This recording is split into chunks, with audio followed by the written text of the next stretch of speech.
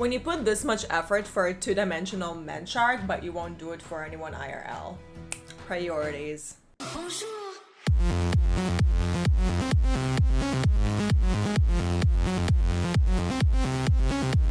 Hello my fellow warriors, hope you're doing well. I usually don't react to 𝗬𝘀 cinematics because their lore is like all over the place, but I've been told I should, so here I am. Now before we continue, I'd like to point out that half of the proceeds that this video will receive from ad revenue will go directly into my mom's organization. Mom and her team are currently in Ukraine purchasing and providing medical, food, and protective supplies to civilians, volunteers, and the territorial defense. If you'd like to donate a small amount, it will help us a lot, so I'll leave a link to that up there and in the description down below. Thank you so much, and 𝗨𝘀𝘀cie. Now, I have no idea what the cinematic is about besides the fact that Pike is on their thumbnail, which means that no seats will stay dry, because Riot had no chill when they were creating this champion. Not only does he tickle my fancy with everything that's dark and edgy, but he also has the best skins in the game. Sharp little shark teeth, and the ability to spark both my degradation and voice kinks at the same time. Because you knew exactly what you were doing when you were making that spitting animation. And his voice is just... Clever girl. Wait your turn, girl. Take your time. I know where this harpoon's going. Oh. Now in League he's very cool, calm, and collected. In Runeterra he sounds a bit more outgoing, and in the Ruined King game he's not only ends up cooperating with other humans, one of which is also on his list, but also ends up making friends. Like, look, it's not his fault he ended up this way. By the end of the day, Pike was just a simple dude from the Blood Harbor who decided he wanted to make some extra money by becoming a harpooner. The job of a harpooner ain't easy and extremely dangerous, which is exactly why it also pays so well. So why is he so obsessed with killing every captain and crew member? Well, because they were kind of the reason why he ended up dead. During one of his jobs, Pike and his crew were hunting for a 𝗨𝘀𝘀. From its razor-toothed maw, sacks of sapphire, which can be distilled into various magical elixirs, and a small flask of its glowing blue oil, the 𝗨𝘀𝘀 could pay for a ship and its crew 10 times over. But to get all those things, you have to harvest the parts while the beast is still alive, so you basically do that by bungee jumping into the beast's maw, which was Pike's job. Now at first, everything was fine, but then a deep vibration began to stir in the creature's gullet. Roiling bubbles broke through the ocean's surface, and an entire pot of jewels, which Pike already harvested, began to push against the ship. So the captain of the ship, to make sure that he's not gonna lose any of the stuff that Pike has already harvested, decided to cut Pike's lifeline. The last thing Pike saw was the look of horror on his crewmates' faces as they watched him being swallowed alive. But this was not the end for Pike. In the deepest fathoms of the unknowable ocean, crushed by the titanic pressure and still firmly trapped within the jewel's mouth, something ancient and mysterious filled his brain, crushing his mind and showing him visions of all he had lost while others grew fat. A new hunger overtook Pike, one for vengeance and retribution. He saw how he filled the depths of the ocean with the corpses of those who wronged him, and then his eyes snapped open. From then on, Pike has been hunting down crews and captains alike, became a legend and a myth, and was very feared by the people of 𝗵𝘀адц. Unless you're me, and would do everything that you can to become a captain, so he could stab you with his harpoon. Now there's a big difference between how Riot had decided to go about Pike's story in their last event and how Riot Forge had to save it. So let us enjoy the cinematic and see whether or not they had done any justice to our boy. So without further ado, let's get started. And start. Oh, it's the harpoon! Oh, I love the eerie, scary vibes. Okay, we got a pirate twink. Oh my god! Bring a bucket and a mop for the sweat at pussy. Ah! I'm coming.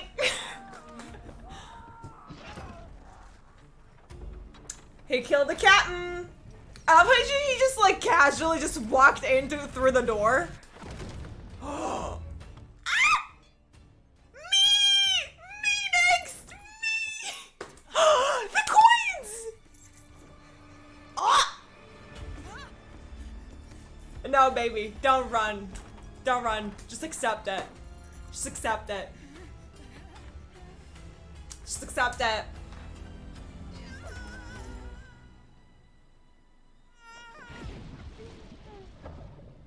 Oh! Oh, balls. Oh! No way! No way! Nautilus?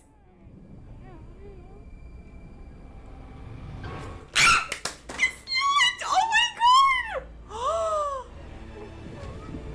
No way! You did not!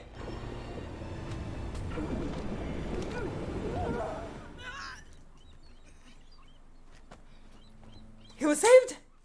He didn't die? How come?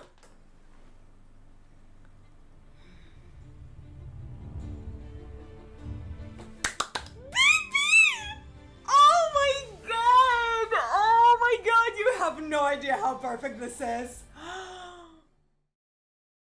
You don't understand how amazing this is because both Pike's and Nautilus's lore are extremely similar. Nautilus, before he was like an iron giant, was actually a sailor and an extremely good freediver. Him and his crew would sail around and haul treasures all the time, and Nautilus was so good at what he was doing that another captain bought out their working papers from under them, forcing Nautilus and his crew to work for him. The crew agreed to work for him because it was better than starving, but that's where they were wrong.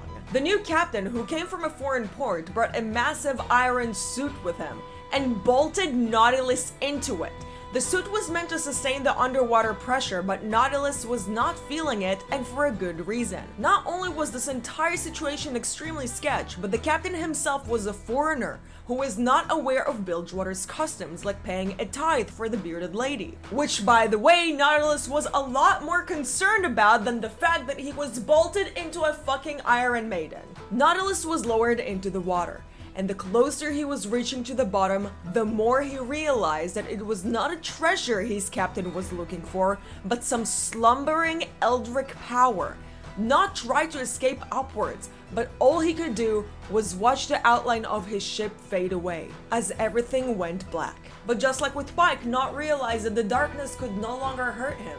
The great metal suit he wore had become a seamless shell around him, concealing the bond between the primordial power and his spirit. Trapped, he could only remember one thing: how the new captain laughed as Nautilus was lowered into the water, and how he assured the crew that whatever the bearded lady was protecting would make them all rich beyond their wildest dreams. But it was all a lie.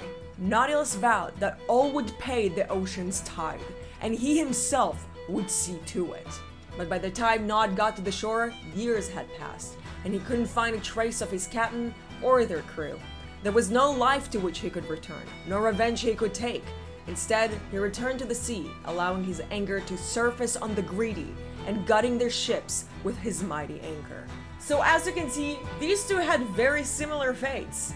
Both were sailors, both were divers, both were betrayed by their captains, and both seek revenge. Only one has technically received it, and the other projects it onto the greedy who didn't pay the bearded lady. So remember, kids, red tide out, red tide in. Hook him up, carve him true. Strip him down, guts to skin, but always pay the lady her due, or the titan of the deep will come for you. The Ophidian story that came around Pike's release actually went into detail about one of Naud's attacks. It's a super immersive and eerie story that I definitely recommend watching, so I'll leave a link to that in the description as well. So now we understand why Naud let go of the freaking sailor, because he technically paid his tithe. Of course, if he was actually on the list and it was up to Pike, he would have probably killed him. But that's the difference between them, and I'm so happy that they finally received this spotlight together, because for years it bothered me that they never interacted with one another even though they had similar stories. The only one who got to really interact with Naud was Miss Fortune in Dead in the Water. She thought he was just a myth, but found out the hard way that he really wasn't. Don't worry, I leave a link to that as well.